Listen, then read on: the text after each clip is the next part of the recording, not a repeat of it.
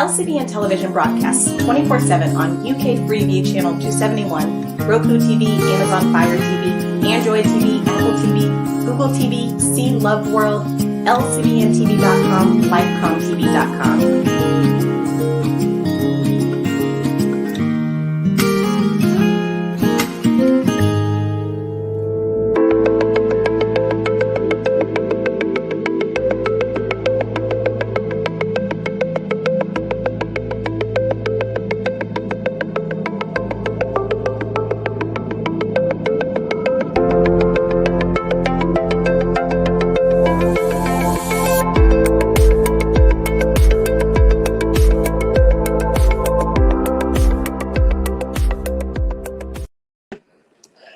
Good evening and welcome to another episode of Conversations with Lydia. My name is Lydia Khalil, and as you can hear, I've got a bit of a cold today, but I'm well and I'm here.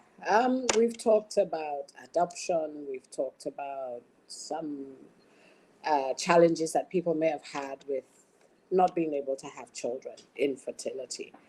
We've had that also from a personal experience, but today we've got a professional, not just anybody, Dr. Abayomi Ajayi, who runs the Nordica Fertility Clinic in Lagos, Nigeria. He's going to share with us, talk about what infertility means, how it impacts relationships, how it impacts well-being mentally, and if there is hope and how that hope exists in a form of treatment. Please join me as I welcome in Dr. Ajayi. Good evening, sir.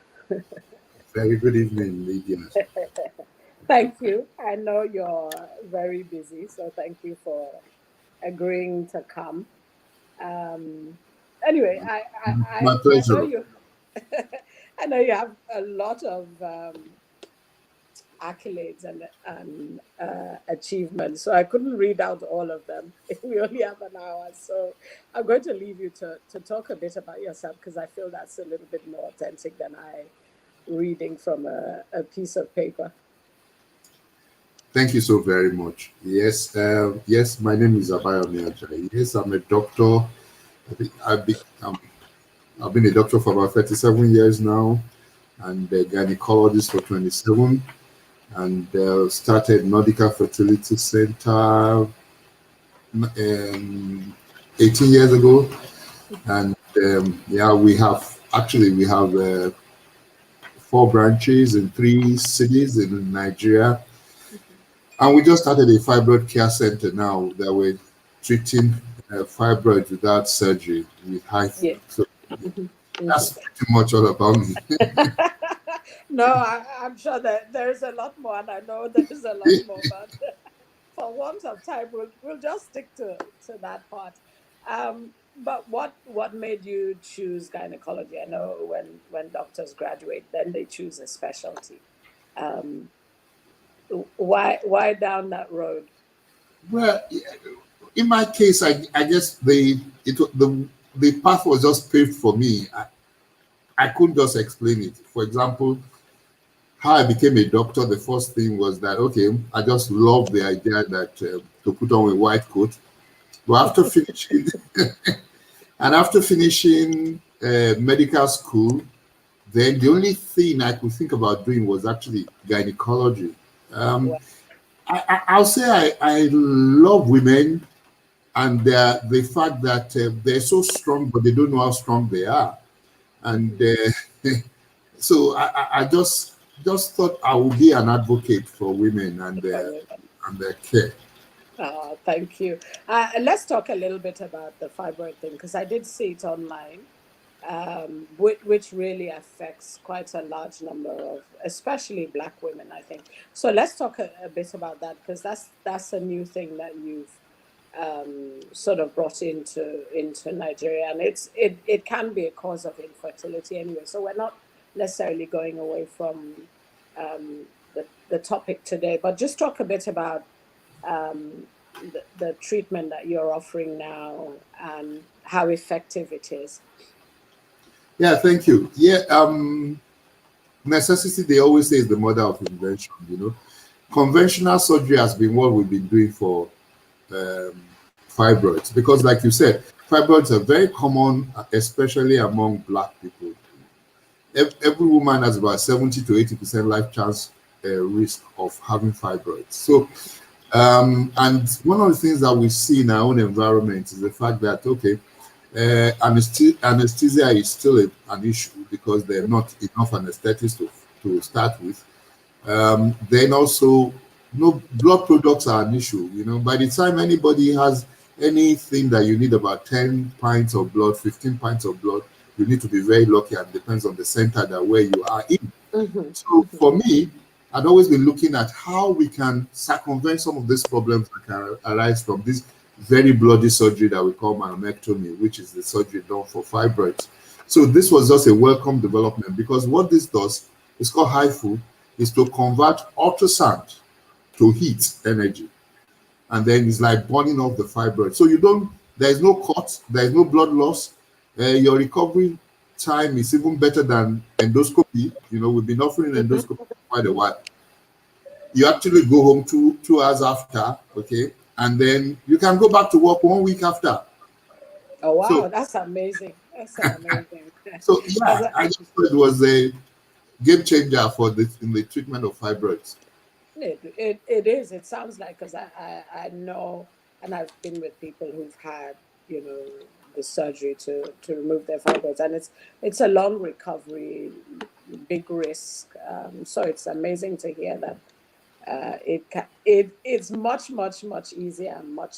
I know it's not as simple as you make it sound. No, but trust me, it's as easy as it's. I mean, it's just you lie down on the bed, okay, and then we just tell you the instructions, and in 1.5 hours, 2 hours, then they tell you that it's over.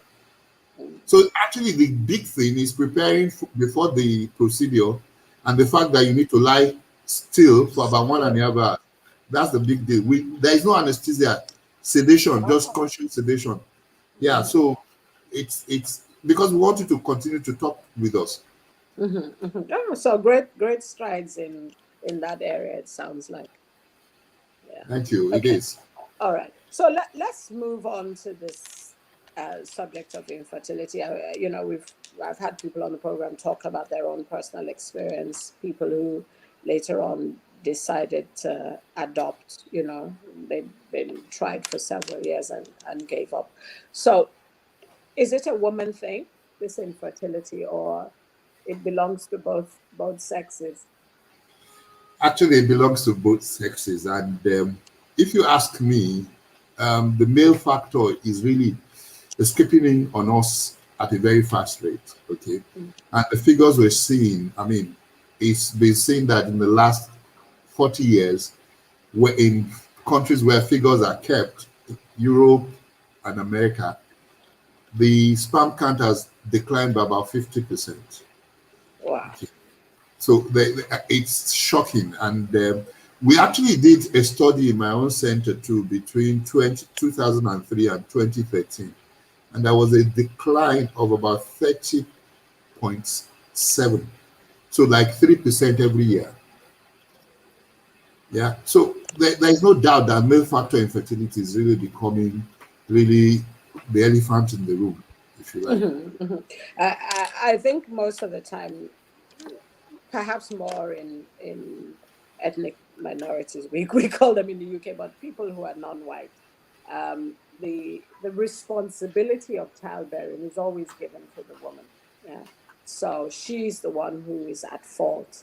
So how is this information shared? Because I've also known that it's a struggle to get the man to come and have a checkup, especially if the woman has been. Well, the good thing is that I think it's getting better. Okay, because men are becoming more and more educated in this area, and they're saying that actually now we're seeing men coming alone to the clinic to make inquiries on behalf of the couple. Okay. So yes, there's still some men who still find it difficult to swallow that pill, but I think a lot of men are coming to smell the coffee, and they're really getting to embrace the fact that men can also be fertile. And you know what? We also did another study in my clinic that showed that 12% of the people we see, 12, have no sperm at all. No, not low sperm. No. Okay, so in that in that kind of instance, that means the couple have to come to an agreement that we're not going to have children, or what would be No. the option? No, the good thing is that technology has really advanced, and we can go to the testes to go and bring out sperm from such a man. Okay, there are two types of that kind of, we call it azoospermia. It's either, we look at the testes like the factory, okay? It's either the factory has stopped manufacturing, is on strike, is not working. Yes, but sometimes the factory is working, but it's the conveyor belt that has a fault. That is the tube that is supposed to convey the manufactured sperm to the point where it is needed is either blocked or completely absent. So sometimes we can go to the testes, to the factory, and bring out what it has produced that is not getting to where it's supposed to get to. Okay, so a bit like the women when you do IVF, where they're given injections to produce more than one egg with the possibility of having multiple births or multiple embryos, I think they're called. Yeah. So the man and the woman comes in. What I mean, from what you're saying, a lot of times for the man, it's around the sperm production, how good it is, whether it exists, whether it doesn't. What happens for women? Well, the bad thing about this infertility treatment now is that the woman is the one who still bears the brunt of treatment. Mhm. Because really and truly, the only thing the man does, I call us the lazy drones, because the only thing we do is to donate, contribute our DNA in the sperm to the egg. So it's still the woman who bears everything. Fertilization takes place in the woman. The development of the embryo takes place in the woman. And she finally gives birth. Okay. So the reproduction on its own is more centered on the woman than the man. And I think that's why for a long time, the women were held responsible for this. But we know now that sometimes the man can't contribute his own quota to the process. So whether it's the man that has the problem or the woman that has the problem, the treatment is almost the same. Okay, the difference is only in the laboratory. Okay, because what we still do in the laboratory, that's why it's called in vitro fertilization taking place outside the body. So whether it's the sperm that has a problem, whether it's the egg that has a problem, it's still the same thing. We bring the two together, but the only difference now is that if it's the sperm that has a problem, we do a procedure we call ICSI, which is injecting one sperm into one egg. If it's the woman that has a problem and the sperms are good, we just mix them together in a tube. It's boy meets girl, and then there's fertilization, and then the baby continues to develop. But whether we are forcing the sperm to fertilize it, or we are making it just to talk to the lady, which is the egg, it's still the same thing that happens. It's for them to exchange genetic materials and then form a new individual, which is the baby, and then life goes on. You make it sound so easy. So what I mean, for women, I know things like no eggs or not really good eggs, Yeah. uh, or they probably have one egg every couple of months. So what help is available for the woman? Well, you see, that's what I'm trying to say is this: that we don't usually differentiate between man and woman, because it's a couple that you have in front of you. Okay, they want to have a baby or babies. So what we try to do is the two of them must be in it together, and the processes are almost alike. So what we just do is that, okay, if it's the woman that has the problem, we do probably conventional IVF. We just take the sperm, take the egg, and put them together. That's why it was called test tube baby. Put them together in something that looks like a test tube, but we don't use any test tube anymore. It's a petri dish, and then we put them together, and there's fertilization. Okay. If the man is the one at fault, what we just do is inject the sperm, because the sperm does not have the capability to fertilize Okay. it. So we inject it.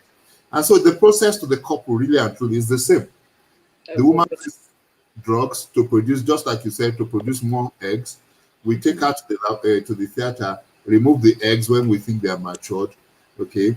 And then we do the rest in the laboratory. Once we have a viable embryo, then we transfer back into the woman. And then we wait for God to do his own stuff, which takes about 2 weeks. And then that's it. Okay. So how do people react when they hear this thing that they're, like I can I'm not going to say women they might take it better, but I think for a man, it's a big deal, for him to hear, uh, that his sperm isn't good enough or doesn't exist. Yeah, you How can't do you even manage that?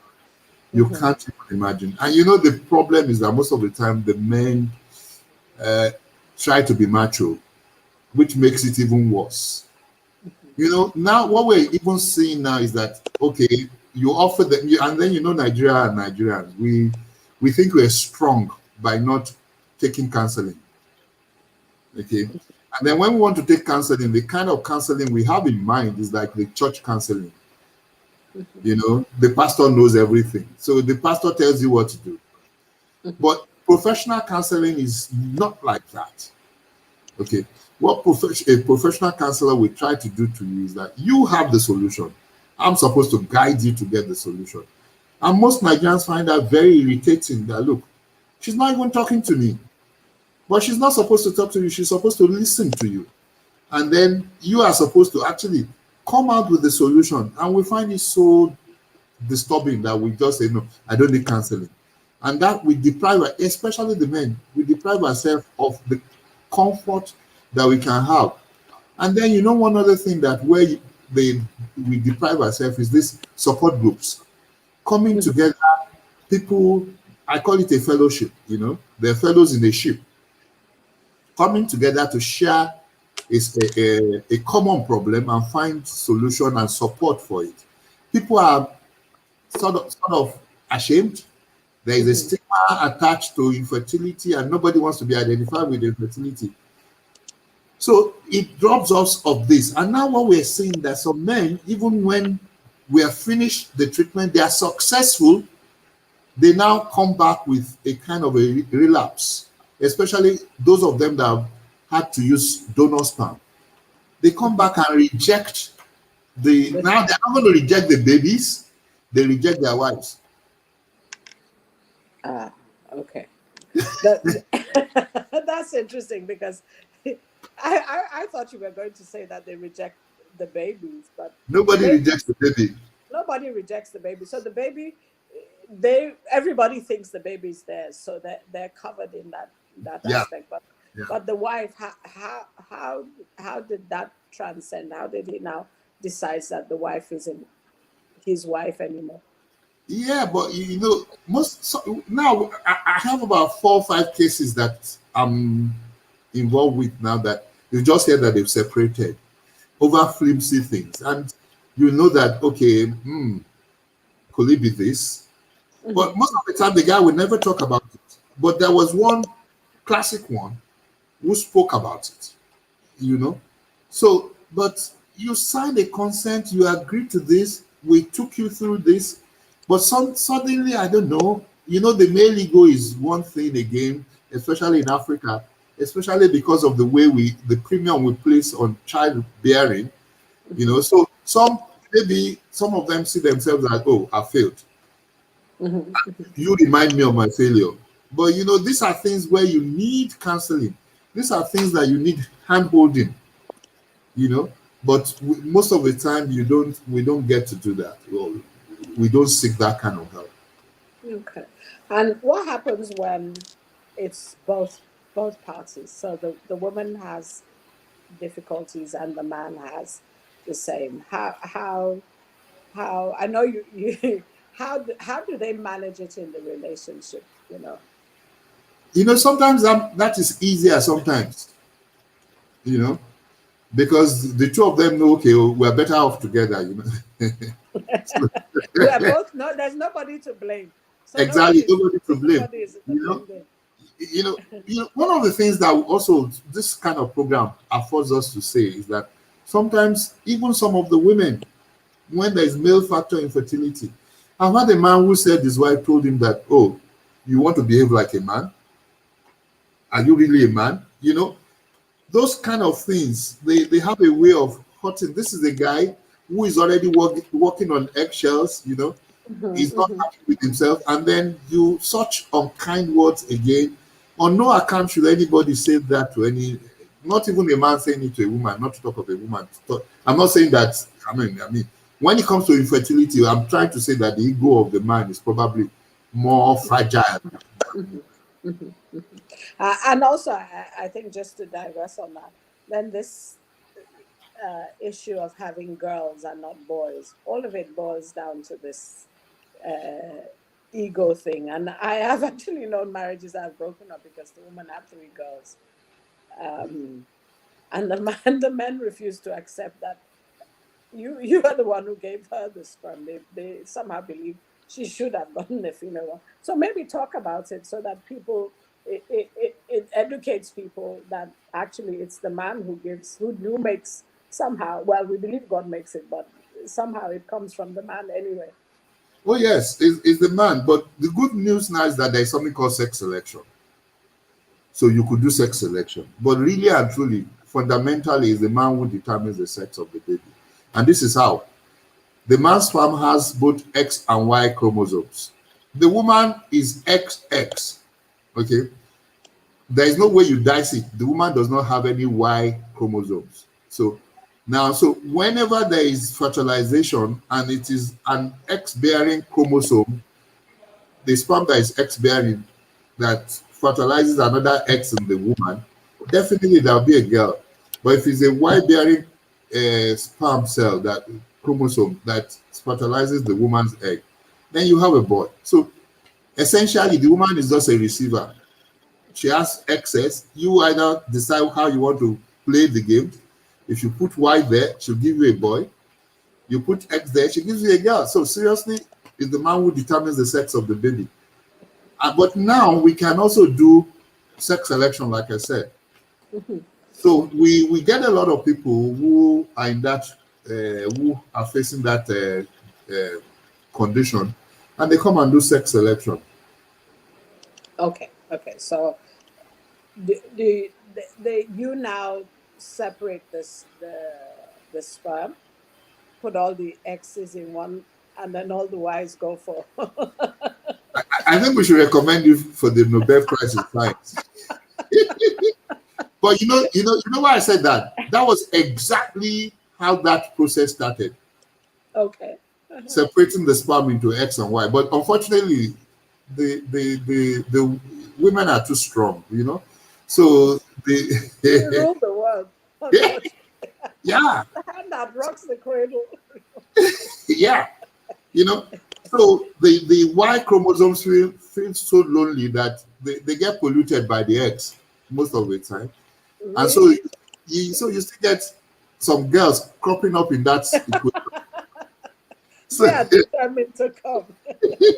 So now what we're doing is something called pre-implantation genetic diagnosis, which gives you about 99% probability that you're going to have the desired gender that you want. And how does this work? We form the embryos first, okay? And then we take a sample from the embryo, okay? Because now we know that the embryo has the genes of the baby that is going to be formed. So we're able to see what the gender of the embryo is. So if you're looking for, don't be surprised, some people are looking for girls.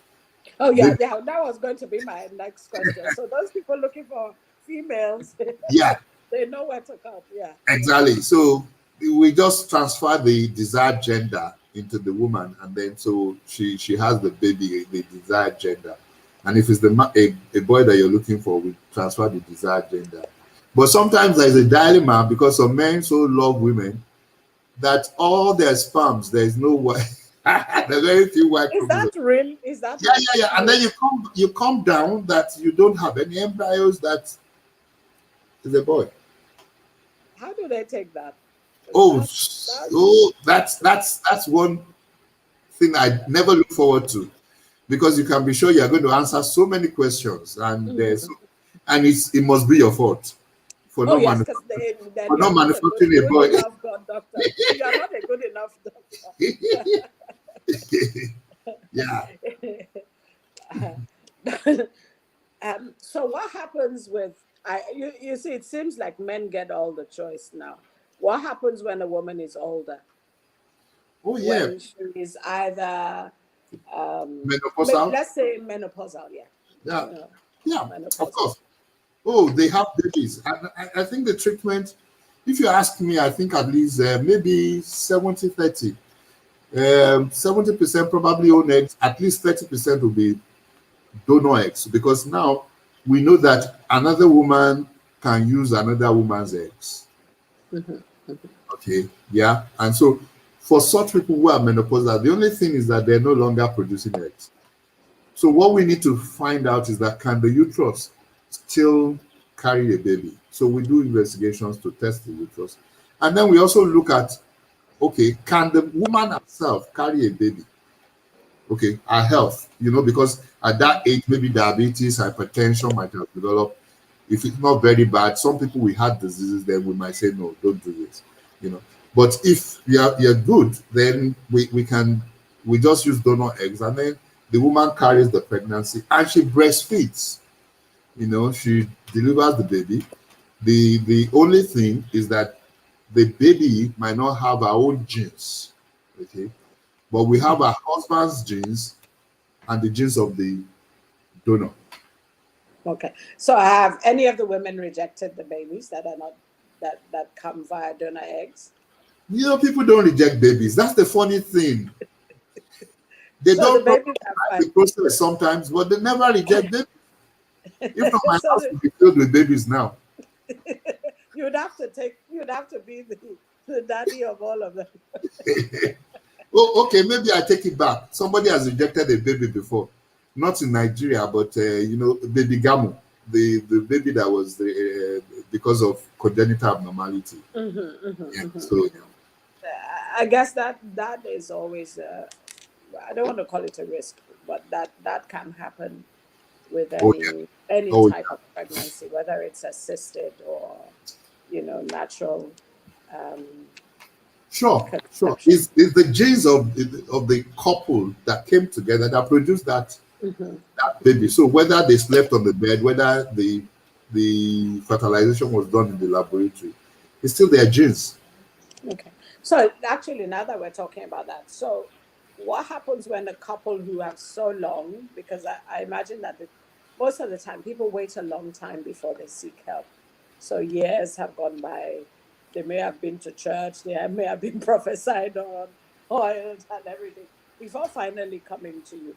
And if they do now have a baby that has abnormality or, is less able, I wouldn't say disabled, less able, what happens in that scenario?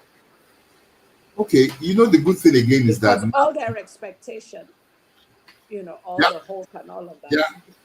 yeah, that's one of the things now. We also have what we call an IPT, that's non-invasive prenatal testing, which is also available now. So some of those congenital abnormalities can be screened for. Okay, especially when you are at that age where there's a risk. So we can do and now NIPT does not involve, before you have to go to the placenta to take samples. No, it's just blood sample from the mother now, and you're able to diagnose some of it. But definitely it's not all conditions that can be diagnosed. For example, we still cannot diagnose autism prenatally. So that might escape the grid, but majority of the other diseases can be, for example, Mongolism can be detected. So such things which are age related, also can be detected. Okay. Betsy, that's really advanced. I'm surprised. We are practicing science fiction. What about I like that. Things we thought were not possible. What about people who have blood disorders?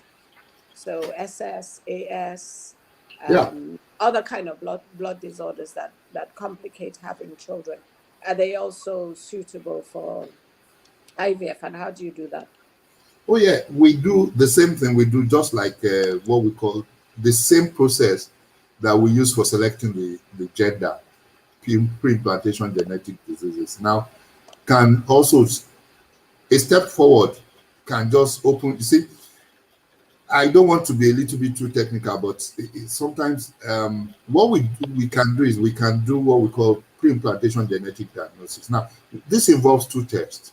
You can do either you're looking at the chromosomes, okay, or you are looking at the DNA itself, which is the genes. Okay. Mhm. For such, when what you're talking about now involves the gene. The problem with sickle cell, all this thing is in the gene. Okay, so we can also do that. We can open the gene also, take the sample and be like opening into the gene. And now also, it's even possible now to start doing. Well, it's still experimental, but it's been done in a few patients to do gene editing for some patients. That's what we're looking forward to. Probably that was what will bring something, things like sickle cell to probably an end. Okay, so what does that entail, or what does it mean to? Yeah, it does the same PGD, but now we know what is wrong in the gene.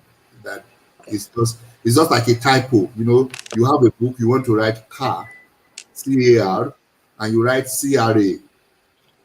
It does not mean the same thing anymore. So what we probably just need to do is probably rub off the R and write it where it's supposed to be, something like that. So we can do something called gene editing. So, but that is still experimental, like I said, but it's something we are looking forward to because it's actually been done in a few patients now. Okay, so all that you've talked about represents hope to me. So Yes, what you're saying. That's what I represent. Hope. That's my middle name. You will add that to your name. So, because it sounds like no matter who comes through your doors, you have something that you can offer them if they really, really want to be parents. That's it. Actually, that is the most important thing. That's why we tell people that, look, it's the sum total of the decisions that you make that gives you the result. And this is what I mean. You see a 45-year-old woman comes to your clinic, okay, and you say, you know what, your best chances, because that's what the science says, your best chance is to use donor eggs. Now, I understand perfectly that this is an emotive decision, but we're ready to hold your hands to go through this, okay? Because if you use your own eggs, your chances of having a baby using your own eggs is less than 5%, all right? And you make that kind of decision. And, especially in Nigeria, they say it's not my portion, So, and you go on, and I liken it to you crossing a highway with blindfolded. Yeah. So sometimes you probably can go through it the first time, but don't try it the second time. So, and that's what we do sometimes. So when you are guided, your decision making, it's a different thing when you say, okay, you know what, I've heard everything that you said. I want to have closure. Such people, I'm with them, okay? Whatever happens, we know that we're trying to have closure. We give it our best shot, but if it does not work, you are told. But you now see such a person who was told, who said it's not my portion, who now knew that the chances were very slim before she started, and then she goes into it, she does not produce any egg, and then she says, you must be a bad doctor, And because somebody must get the blame.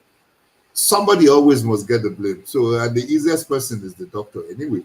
So so that woman is likely to go to another doctor and repeat that process again. Thank you.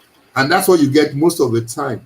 Like someone just came to me a few days ago, and she says, I want to store my eggs. And I say, how old are you? And she says 44. And I said, sorry, the chances that you do this. Oh, but she said, somebody told me that I can do it.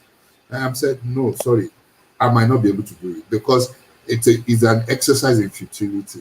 How many eggs can you produce to start with? How many eggs do you need? Because when you store your eggs, what you're saying is that you want to use that in future, But the chances that egg can ever become a baby is about 5%. Do you understand? Why is it only 5%? Because, wonderful question. Eggs are like Do you watch football? A little. Okay. Exactly. You have a football team. Okay. You have the first team, you have the second team, you have the third team, probably before. So, as a woman starts menstruating, okay, from menarche, the irony is that the best eggs are the one that come forward first. So that a woman's chances of getting pregnant actually is highest when she's about 20, 25. By the time she hits about 30, the chances start reducing. By 35, it really takes a dip. By 37, it takes another very big dip. By 40, it takes a bow, you know. So it's by 42, really and truly, it's about 5%. The reason is this: the older the eggs, the more the likelihood that there will be chromosomal errors when they start multiplying. The test of the egg is when the new there is fertilization, and this new baby that you're trying to form starts multiplying at a very rapid rate. The moment there are errors in the way the cells are multiplying, what the body does is that immediately recognizes that there is an error. It mops off such a pregnancy. So it's either the embryo stops developing, or you transfer what you say is a beautiful embryo, it stops growing, or it grows to an extent and then burns off. So that's why we're saying, and that's what we keep telling people, that look, why you do IVF is not because you want to have embryos. Why you do IVF is because you want to have babies. So we need to tell you from the get-go, what are the chances that you can have a baby from the treatment that you want? Okay. So would that 45-year-old be able to go through like halfway of the IVF, take the hormones and produce eggs? Would her eggs have a better chance that way than? Our eggs is the problem. So what she needs is eggs from a younger person. Donor eggs. It's That's different from difficult. surrogacy. It's different from surrogacy. Surrogacy is a different entity on its own. Surrogacy means a woman carrying a pregnancy for another woman. In this donor eggs, when you're using donor eggs, you carry the pregnancy yourself. So it All feels more natural. exactly, exactly. That's it. Okay. All right. What about, we talked a bit about closure. Some people getting to a place where they naturally think, okay, this didn't happen for me. Um, it's just something in life and they accept it. Now, for some people, it might be difficult. So, is it, how bad does it get? Does it get to the point of suicide? Does it get to the point of depression? Because, I can't imagine people being quite desperate, wanting this child. And I remember in the old days, Sorry. people used to have cycles of IVF that never came through. So how do people manage mentally? Yeah, that's a very big challenge, really and truly. What I tell people is that infertility is probably one of the toughest things that couples go through, you know. And sometimes actually they become suicidal. And that's why it's really very important that mental health care is available to them. And so many clinics have trained counselors who go through this with them. But sometimes you know that this is beyond counseling, really and truly. We've had some cases that we actually have had to send to for psychiatric care, because you know that this person can just end it all. So there's some people, like, because of the premium that we place so much on childbearing in Mm-hmm. Africa, some women just feel that they failed if they can't give their husbands children. So it's really very tough for people who are faced with infertility. Okay. Yeah, it is. I get that. And how, let me just say this. How does the church influence that dynamic? Because you're saying, you know what, you're over 40 or 50, your body can't do this. You've had maybe a series of cycles of IVF. This may not work, or both you and your husband have a problem. This may not work.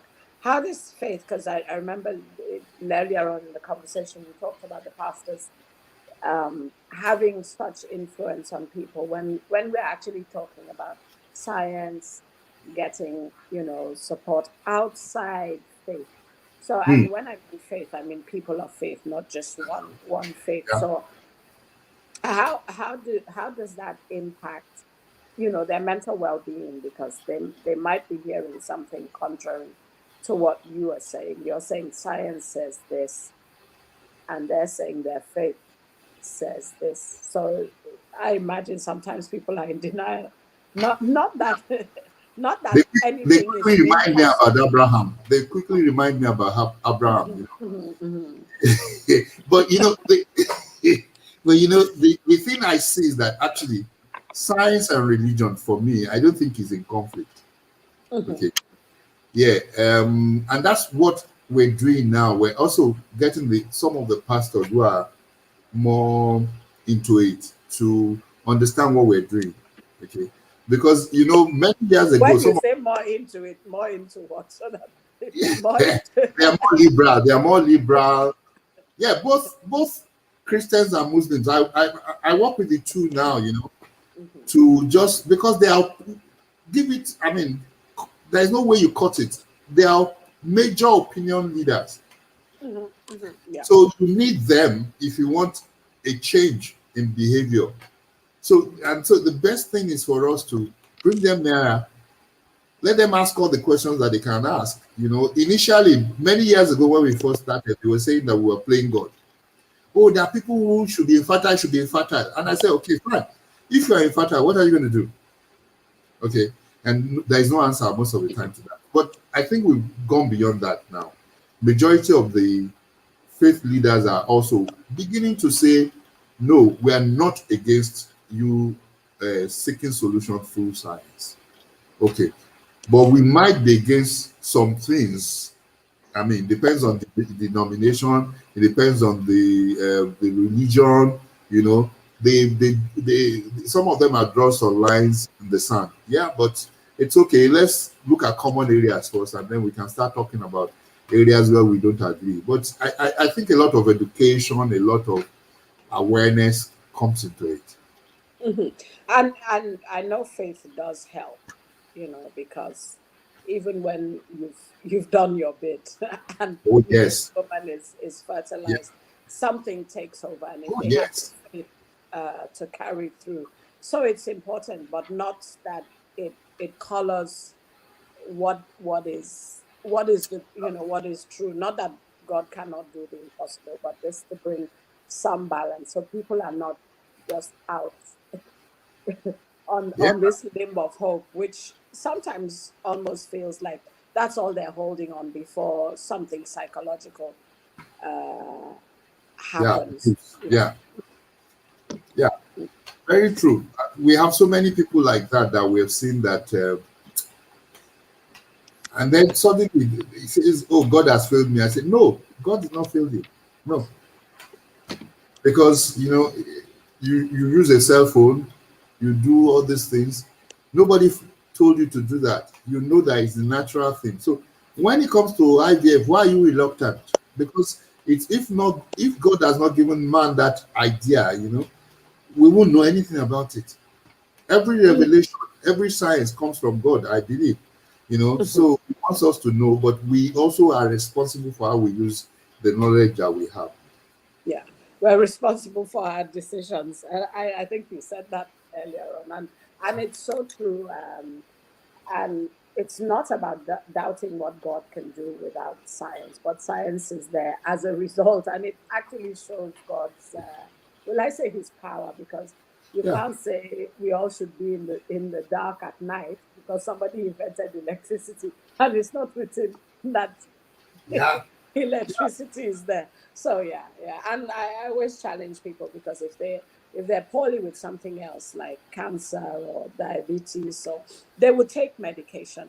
Exactly. They would take medication for that. So why would they not take go Or for fertility. infertility? Yeah, and it's always the challenge also when they have mental health. They're like, they don't want to seek counseling, they don't want to take antidepressants. I'm like, they ask questions like, It's a is the drug. counselor a Christian? I'm thinking, do you go to your GP and ask him what faith he is? You just go and tell him you're unwell, and whatever he tells you, you believe. So it's interesting that happens. So are there cases where it's a complete no-no? It's not going to happen. Well, the first thing is it depends on the decisions that you need to make. Okay, for some people, there's some decisions they will not make, either because of their faith or because of whatever. There's some decisions they will not make. For such people, it might be very difficult or for some people also, probably, fibroids are very common with us. And then a woman has had maybe 3 myomectomies. She has scars all over the uterus. She cannot carry that baby in her uterus. And you're talking to such people about surrogacy, and she says no. Then so it's not because it's not possible to do something, but because of the choice that you have made. It's a choice to say no too, and we respect that. So but that is also disappearing now, because now what I even see in Nigeria is that there is an abuse of surrogacy. Before, it used to be a reluctance to use surrogacy, but now I think suddenly women discover that they could do surrogacy, and some people are really even using it when they don't need to, So, and that's one of the ethical issues that we as practitioners really need to face. To manage, yeah, because I think it also happens in the Western world where women want to keep they do vain surrogacy. Yes, where they want to keep their body Yeah. shape, don't want to worry about stretch marks, so they use somebody else to carry the baby. So I guess in everything there's always a measure of abuse when people don't understand the use of that thing. Yeah. Oh, thank you. I think I saw when you guys you had an anniversary. You did a really good video. What was behind that?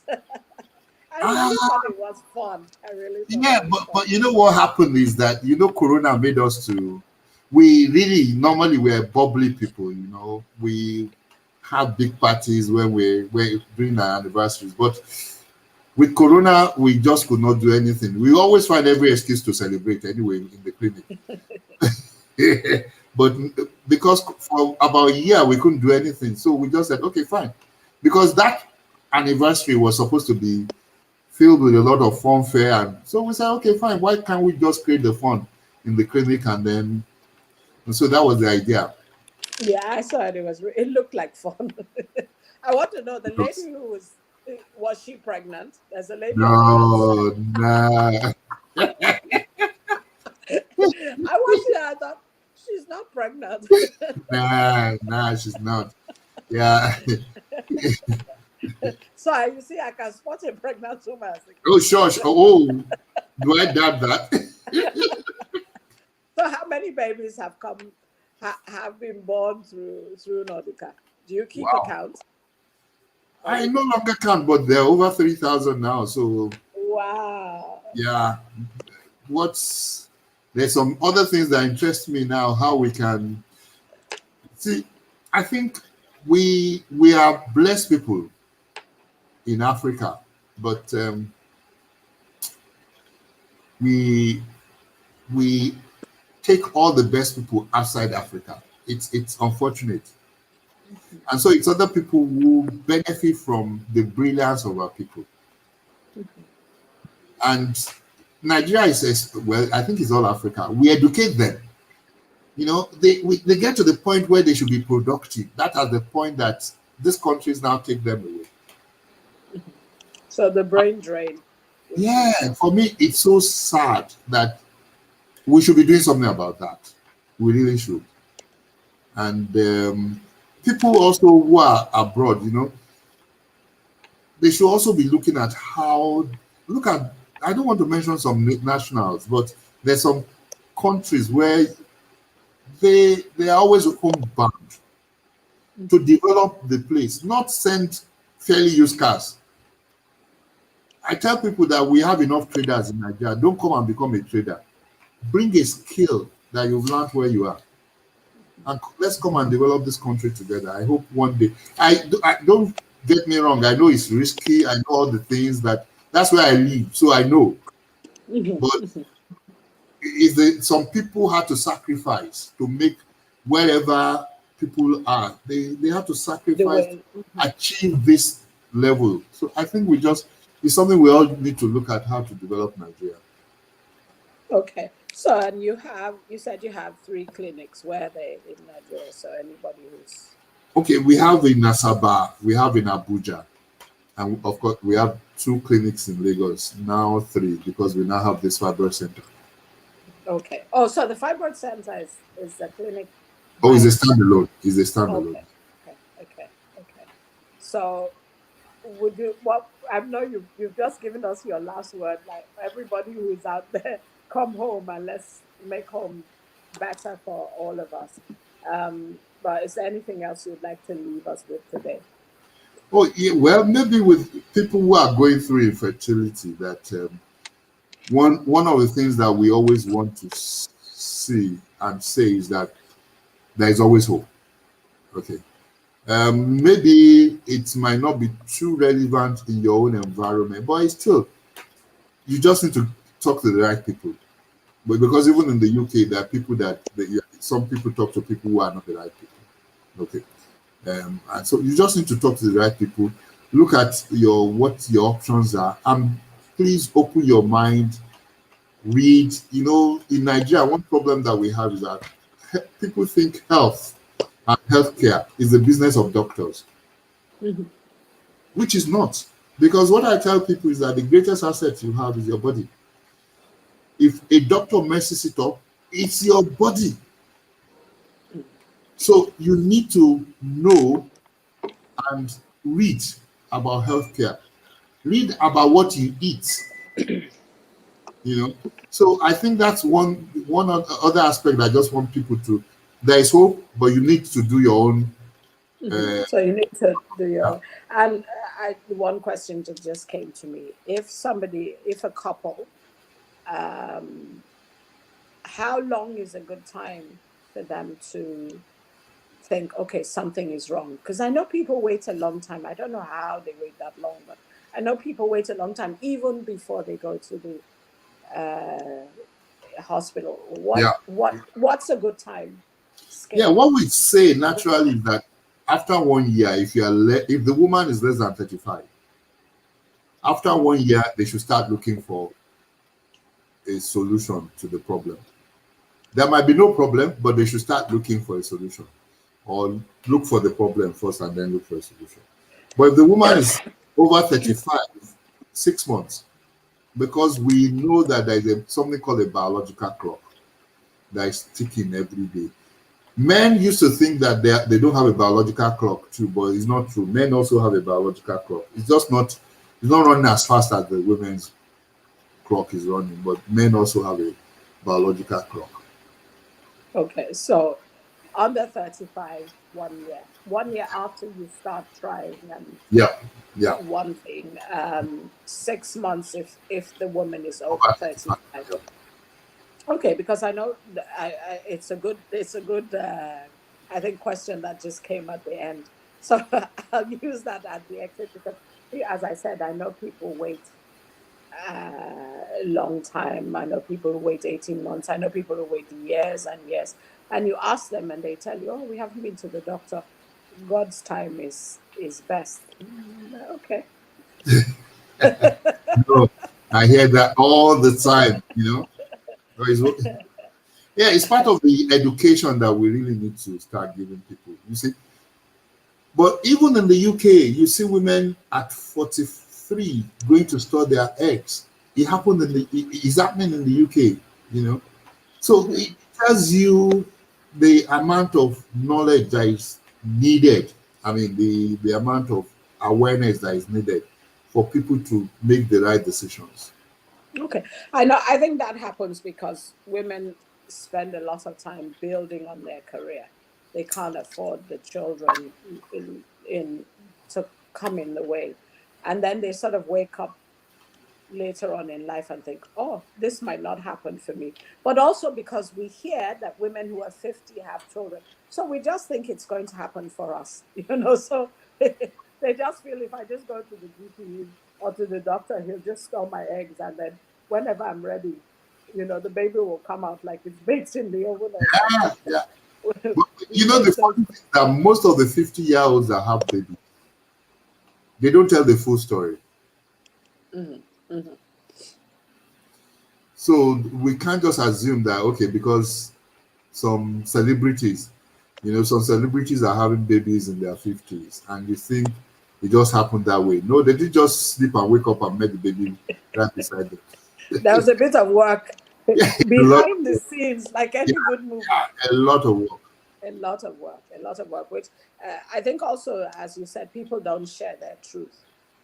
They don't share their journey. They just share the results, or they just like come to church praise the Lord. Yes, I'm 55 and I have this baby, and people are saying, "Oh, miracle baby." Yes, it is a miracle, but every baby is a miracle. Trust me. Every baby is a miracle. Every baby is a miracle. Yeah, every baby is a miracle. So thank you for your time. I know you are busy. People always say when they want to get rid of me. Okay. I don't want to get rid of you, but the program is only an hour long. I'm kidding.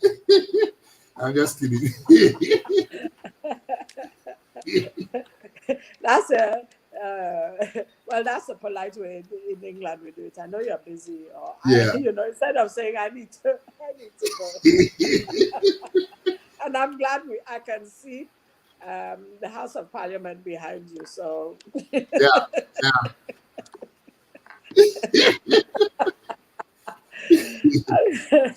Thank you again. Thank you. My pleasure. A lot of information, but you really simplified it. Thank you. And it talks of people having so many options. And the most important thing, because what I've learned today is that if you want a child, if you need one, if you're determined to have one, there is a way that God and Dr. Abayomi can do it for you. Yeah, God can always use me. Yes. I'm a willing servant. Yes. Thank you for your time. My pleasure, Lydia. It's so great being with you. Thank you. Thanks. Bye. Yeah. What's a conversation about health, about hope? And I think the things that stuck with me, that we're all the sum totals of the decisions we make. If you're looking for a child, you're below 35, after 1 year, please seek help. If you're over 35, within 6 months or after 6 months, please look for help. And Dr. Abayomi Ajayi is on the web. If you, I'm sure, want to reach out to him, you can reach out to me and I'll pass on your messages, or you can look out for him. Thank you for listening and watching. My name is Lydia Khalil, and I will see you next week.